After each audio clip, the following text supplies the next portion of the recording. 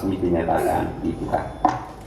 Mahkamah Agung melalui Badan Strategi Kebijakan dan Pendidikan dan Pelatihan Hukum dan Peradilan, Pusat Strategi Kebijakan Hukum dan Peradilan, menggelar diseminasi kompilasi hukum dan ekonomi syariah.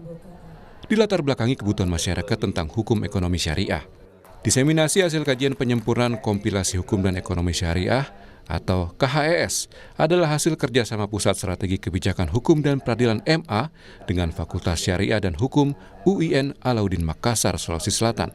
MA menyajikan sejumlah hasil kajian tentang hukum dan ekonomi syariah kepada akademisi kampus. Makin berkembangnya keuangan syariah harus dibarengi dengan aturan dan fatwa yang jelas dari pemerintah. Untuk itu, Mahkamah Agung menjalin kerjasama dengan Universitas Islam untuk memaksimalkan hukum-hukum syariah dalam kajian ekonomi. Jadi menurut saya Mahkamah Agung sudah on the track di dalam proses di dalam proses perumusan kompilasi hukum ekonomi itu, karena dengan tahapan-tahapan tadi.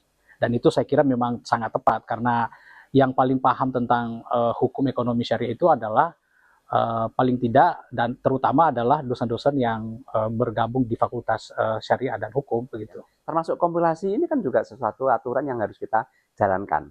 Nah ini ya, kalau tidak konsisten kita jalankan juga tidak akan bisa berhasil dengan baik penerapan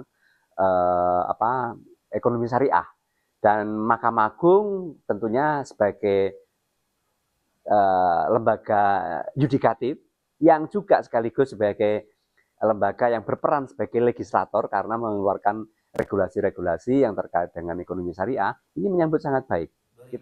Inovasi produk keuangan syariah yang kompetitif, standarisasi fatwa ekonomi syariah, dan sosialisasi yang mendalam, serta tepat sasaran jadi fokus MA untuk memaksimalkan potensi ekonomi syariah di masyarakat.